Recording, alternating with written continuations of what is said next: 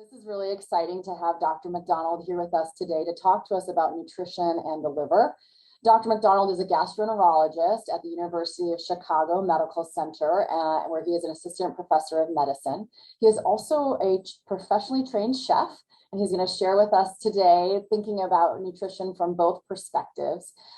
He's worked for many years at something called Project Brotherhood, which is a healthcare clinic dedicated to providing accessible, affordable care for Black men on Chicago's South Side. He uses creative approaches to helping us improve community health and enjoys giving healthy cooking demonstrations to underserved communities. Thank you, Dr. McDonald, for being with us today. Thanks for inviting me. It's really an honor and a pleasure to have the opportunity to present and join some of my colleagues here. And I've been always a big fan of your work. Okay, so I want to briefly talk about diet and fatty liver disease. So the name of the presentation is What's on Your Plate? Food, Diet, and Fatty Liver Disease. Thank you so much for the excellent introduction. I'm always humbled hearing my own introduction. A couple disclosures. I'm on a couple of advisory boards for AbbVie, Takeda, and Bragg, and my role on those boards is really being a reminder that the drugs don't work without diet. So I show up to the pharmaceutical companies and tell them that they essentially have to figure out ways to encourage healthy eating and healthy lifestyle besides just encouraging medications. So I am a doctor. I went to culinary school also. And so I'm a chef, and I'm also nutrition focused. And when I give a talk and talk about nutrition and my background, most people ask, like, why in the world, as a doctor, are you also a chef? This makes no sense. But I like to share a couple different reasons to provide better context, okay? So I really tell people three reasons. First and foremost, this is a picture from probably about 14 years ago. It shows my grandparents, my grandmothers, specifically who I want to talk about. So I was raised by wonderful matriarchs, and they taught me the joy of cooking at an early age. And there were times in my life when I was younger and my mother had to be hospitalized. I had to cook for myself because my dad, unfortunately, was part of the generation of men that thought cooking was an offense to their gender. So I needed to eat, and I had to figure out how to do it on my own. But thankfully, my grandmothers pulled me aside and gave me my first cookbooks and taught me everything I needed to know to be a great cook. And subsequently, I got my first job at a restaurant at McDonald's when I was 16. But I was so into cooking, I actually ended up becoming a manager at McDonald's at 16. And when I became a manager, I started cooking stuff that wasn't even on McDonald's menu, which you should never do that. But I was 16 and, still slightly immature. And I thought it'd be cool to just, cook omelets and frittatas and, all this crazy stuff. So my McDonald's actually had a secret menu. And people would actually come in specifically to my McDonald's for the secret menu. Subsequently, I did get fired at some point. Another reason why I got into nutrition is because of actually church. So I'm from Chicago, grew up here on the South Side, and going to church on the South Side of Chicago. I remember being younger and hearing about people being sick and shut in, as they say, for various conditions, including liver disease, but also diabetes, also heart attacks and strokes. And I remember asking my parents and other people, like, why are, folks coming down with these conditions where they're hospitalized and now we're praying for people? And everyone would say, well, it's the foods that they're eating. And for me, I'm like, well, how come we don't pray that people eat different food? How come we don't figure out how to address some of those issues? And it's been one of the questions that I still ponder to this day. And it's also one of the passions and one of the reasons why I actually do what I do. And just to give you an example, from a public health perspective, specifically talking about Chicago, Englewood is a neighborhood on the south side of Chicago, and I've gone to churches in the Englewood area. Lakeview is a neighborhood on the north side, predominantly Caucasian. Englewood's predominantly Black. if you look at the rates of diabetes in these neighborhoods, specifically the rates of death, very different. Okay. So in Englewood, about 101 people per 100,000 people die from diabetes, whereas in Lakeview, it's 35 per 100,000. Now, I would still say that 35 is too much. Okay. That 35 is too much, but the 101 is also definitely too much. But there's a clear, distinct disparity, and I witnessed that growing up. So that kind of put me in a position to be inspired me to do what I'm doing right now. So, what does this have anything to do? What does this have to do with fatty liver disease?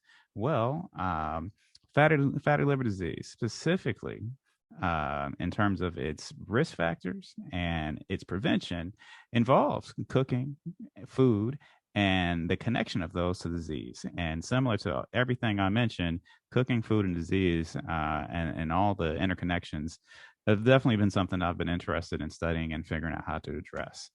And it's also one of the reasons why I do a lot of cooking classes and cooking demonstrations here in Chicago. So this is a class that I do at least once a month at one of the junior high schools here in the city. So I'm cooking this class at Englewood Montessori here on the South Side. This is me showing some a young man how to.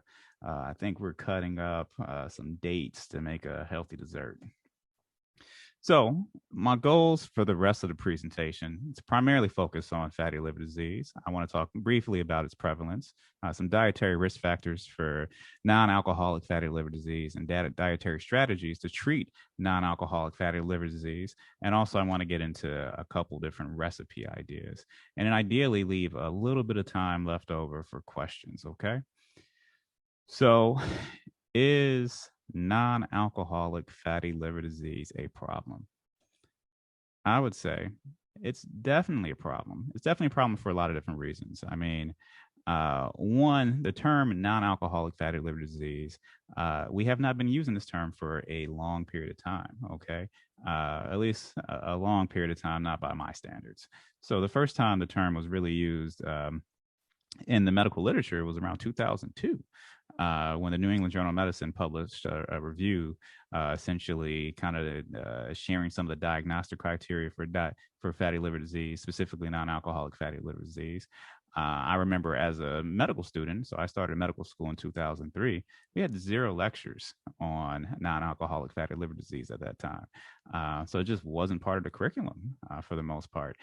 We did focus on alcoholic liver disease and how alcohol can also be associated with some fat accumulation in the liver, but specifically non-alcoholic fatty liver disease and its connection to metabolic syndrome and other metabolic conditions was not really a part of our core curriculum.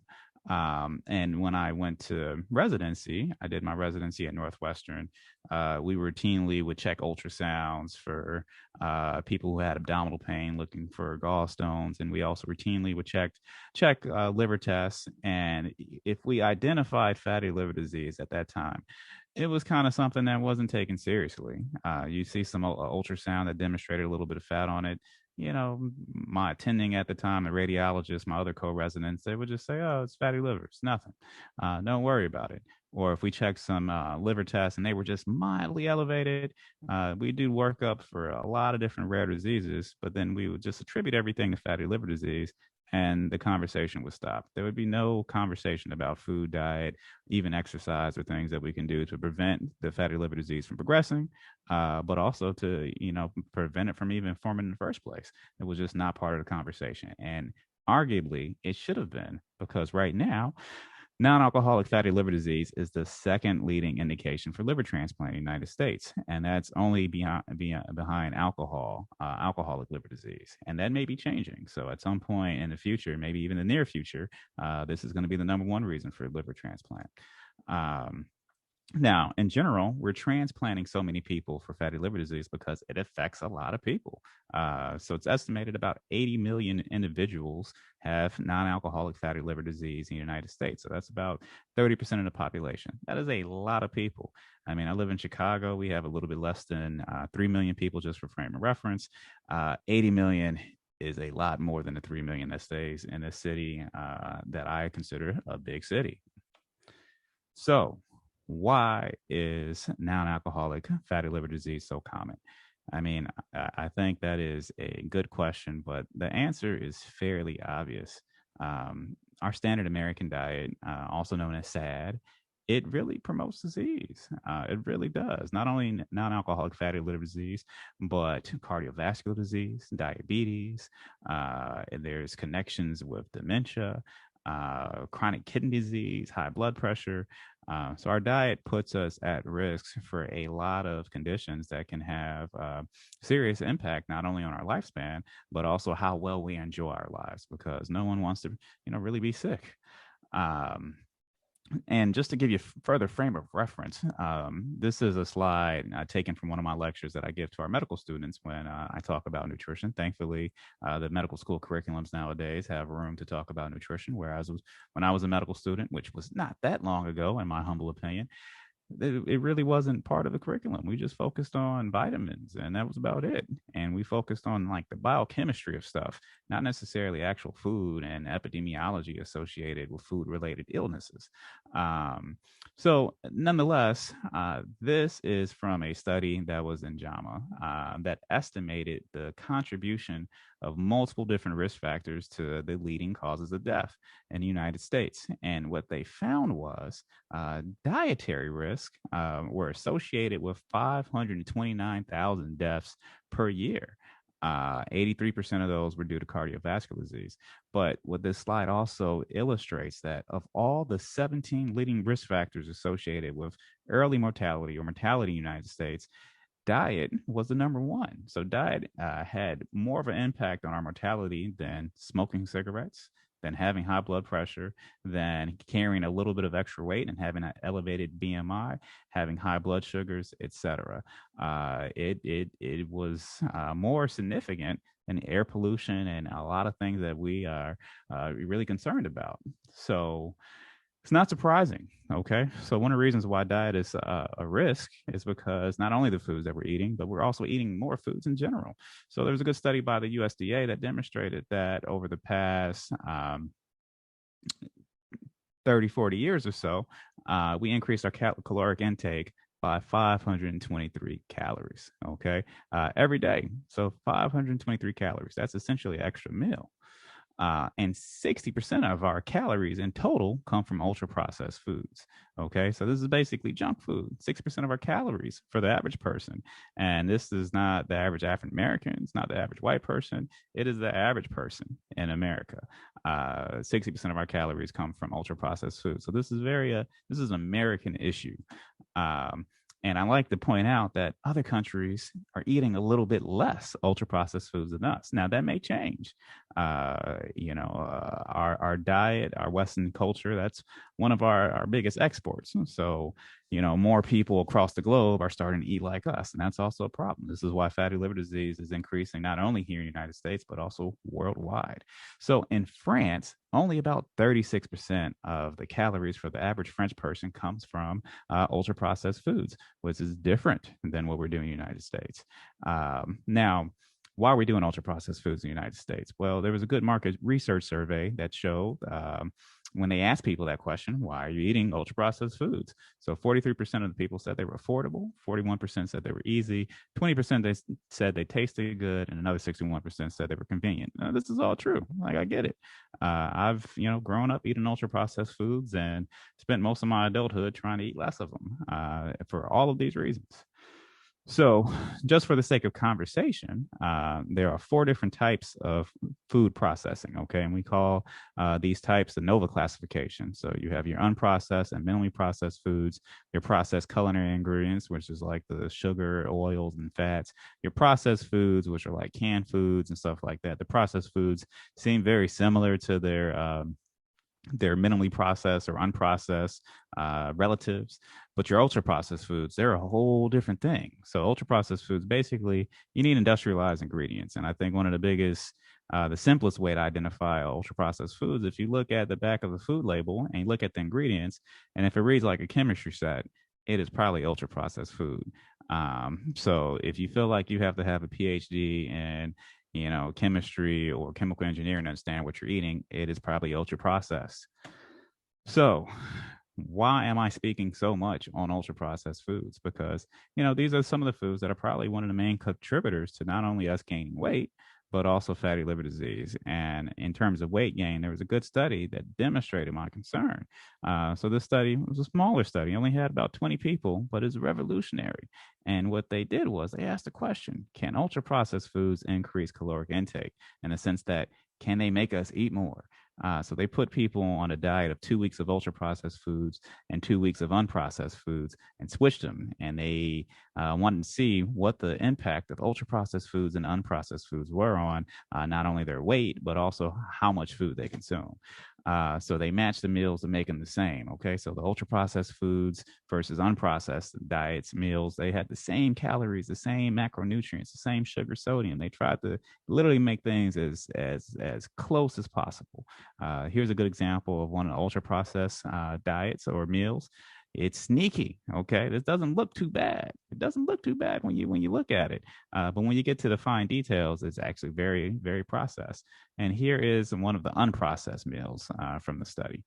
So during the 2 weeks of the ultra processed foods phase of the study, they found that the average person, they let people snack on whatever they wanted to snack on, as long as it was either ultra processed or unprocessed, depending on which part of the study you're in. Okay.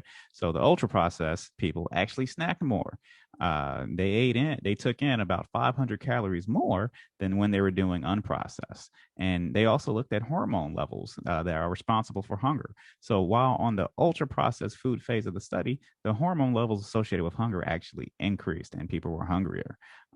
So they ended up eating more. And this is one of the reasons why almost 40% of the people in the United States have a little bit of extra weight, and it can be defined as having obesity. So basically, our diet is a setup. Okay. So what can we do? What can we do with food and diet to prevent non-alcoholic fatty liver disease, or to even reverse it, or to decrease its progression? Okay. Or to minimize the risk of developing liver cancer. So there's a lot of different things we can do. So let's start with drinks. Okay. So coffee consumption was associated with a 33% decreased risk of non-alcoholic fatty liver disease, and a meta-analysis of about 11 different studies. Okay. So what do I mean by coffee?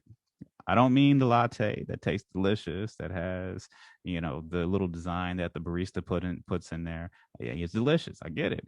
But we are simply talking about filtered black coffee. And I want to emphasize the word filtered. Okay. So French press and some of the, fancy espresso makers that you have at home on the stove top where there's no filter, that is not exactly what I'm referring to, even though that can be black coffee also. But the unfiltered coffee can potentially increase your cholesterol to some degree, because some of the lipids that are associated with some of the fats that are associated with coffee are not filtered out. Okay, so we're specifically talking about filtered coffee. Okay. Another strategy that involves drinks is actually drinking less alcohol. So yes, alcohol is associated with alcoholic fatty liver disease, but in someone who has underlying fatty liver disease, non-alcoholic fatty liver disease, even consuming some alcohol may in and of itself be a reason that that liver disease can progress. What about dietary patterns? Okay, so very simple, plant-based diet. Eating more fruits and vegetables may have some positive benefits on decreasing the risk of fatty liver disease, or even preventing progression to worsening stages of non-alcoholic fatty liver disease. Mediterranean diet. A lot of studies have looked at the Mediterranean diet. So what is the Mediterranean diet? And at the end of the presentation, I'm going to give an example of what a kind of a dietary strategy for Mediterranean would look like for a week. But Mediterranean diet in general is not necessarily plant-based. The Mediterranean diet does not really involve consuming a lot of red meat, but it does involve consuming more fish and seafood, if anything, maybe a little bit of chicken. But the diet is mostly kind of beans, green leafy vegetables, nuts, and there's also heavy use of olive oil. Okay. So what about specific foods? Okay. So let's talk about specific foods, not just dietary patterns, but individual foods in general that may play a role in decreasing our risk of developing fatty liver disease. But again, the specific foods, I want to remind you, this has to be part of a pattern. Okay. So it's not just, one food, you eat it once and your risk goes away. It's about the pattern. So the power is definitely in the pattern. Okay. Spinach. There was a good study that demonstrated spinach consumption for people who ate spinach compared to non-consumers. There was an association with a decreased risk of developing fatty liver disease and also even progression of fatty liver disease. Now, I do want to point out one thing, which I wish my mom would have learned in the 80s. Boiled spinach, based upon the study, did not help. Okay, so boiled spinach was not associated with a decrease in the risk of fatty liver disease. So boiled spinach, especially if you don't put any seasoning on it, I feel like honestly it's a crime against humanity. I endured, spinach for probably boiled spinach probably for the first couple of decades of my life, and once I moved out and was able to cook on my own completely, I found a new love of raw spinach. So garlic. Garlic was another individual ingredient that's been associated with a decreased risk of progression of fatty liver disease.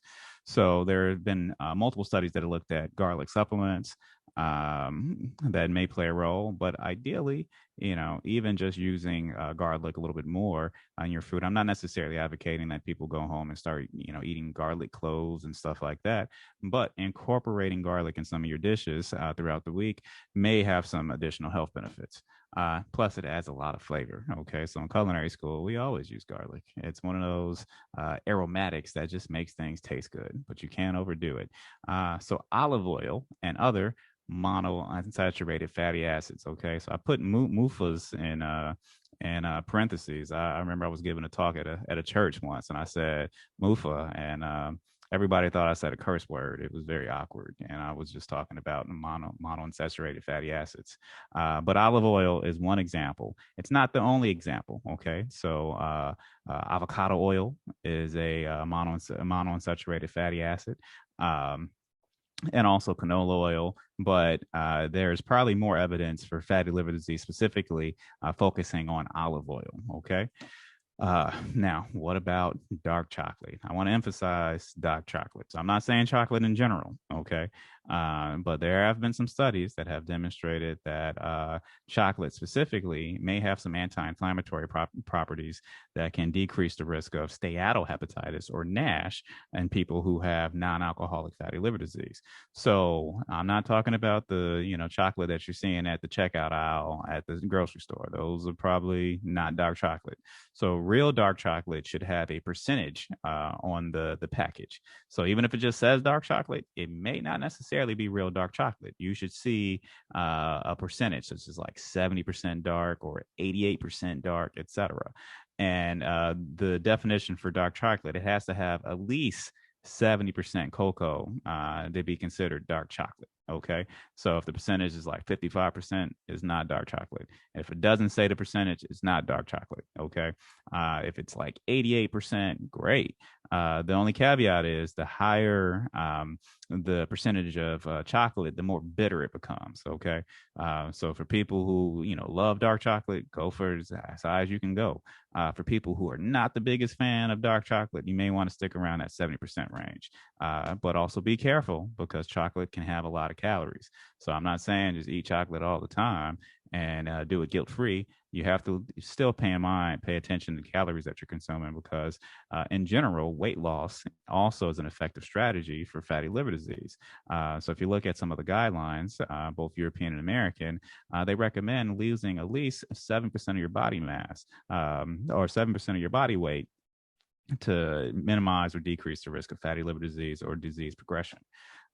Nuts can be associated with decreased risk of developing fatty liver disease. So what nuts? I mean, almonds, sunflower seeds, so just nuts in general. Omega-3 fatty acids, which you can also get from nuts, but you also can get them from fatty fishes like fatty fish such as salmon. Okay, so PUFAs, those are polyunsaturated fatty acids. Okay. So, other sources of omega-3 fatty acids that you can get from food, not just fish, not just nuts, but chia seeds, flax seeds, um, hemp seeds. Hemp seeds are becoming more popular nowadays, but be careful if you're getting drug tested. There's some studies that have demonstrated that if you're consuming a lot of hemp seeds, that actually may contribute to a risk of having a positive drug test for marijuana. Hemp seeds are tasty. I mean, they're great nutritionally, but if you're getting drug tested, be careful. So, cooking strategies. How do we incorporate all this into something useful? So I just showed you a whole bunch of food. What do you really do with it? So the Mediterranean diet. I like this slide. It came from a combination of a research study that was looking at a combination of the Mediterranean diet and the DASH diet. So dietary approaches to stop hypertension, which is also known as the DASH diet. They basically combined the two and just gave a simple approach. Okay. So it's green leafy vegetables, at least 6 times per week, doing other veggies at least once daily, using nuts at least 5 times per week, berries at least twice per week, eating beans at least 3 times per week, whole grains 3 days per week, fish at least once a week, red wine. I highlight this because I'm not sure. Fatty liver disease, I think we need to do a little bit more research on the role of red wine. But for the sake of conversation in this study, they did encourage a glass of red wine a day. But I think that verdict is still out in the setting of fatty liver disease, especially for people who may also have a component of alcohol use. Now, olive oil, poultry 2 times per week. And overall, the dietary strategy limits red meat, butter, cheese, pastries, fried foods, and all the ultra processed foods that I spend so much time talking about. Now, what does this really look like? Like now let's get down into should you be cooking to incorporate some of these ingredients? Salads, okay, simple. Get some spinach. You can throw some flax seeds, some nuts on there. You can throw other vegetables on there, and you can make your own salad dressing with olive oil. Very simple. Just equal parts vinegar, equal parts oil. Put it on there. If you don't like that tang, add a little bit less vinegar. Oatmeal, great way to add some omega-3 fatty acids in the morning. You start with the oatmeal, throw some chia seeds, some nuts on there, add some berries. You're going to get some servings of fruits and vegetables. Simple as that. Even put some hemp seeds on there. Grain bowls, again, grain bowls are very similar to salad. You can also put some green leafy vegetables in there, but the foundation is going to be some sort of whole grain, like brown rice or quinoa would be another good option. Soups are a great vehicle to incorporate vegetables. So if you look at lentil soup, you can saute some garlic, saute a little bit of onions, then throw some veggie stock in there, throw your beans, cook them down, and you can also throw some kale in there, and you're going to add some of the green leafy vegetables and some of the beans that may be associated with decreasing your risk of fatty liver disease. And if you wanted to, you can even throw some little nuts on there as a topping. Stir fries, again, super duper simple. You can use a little bit of olive oil and basically saute some green leafy vegetables, some spinach, and simple dishes to make that really don't take a lot of time, that also can fit within this Mediterranean style lifestyle. So I want to stop there and open the floor up for questions.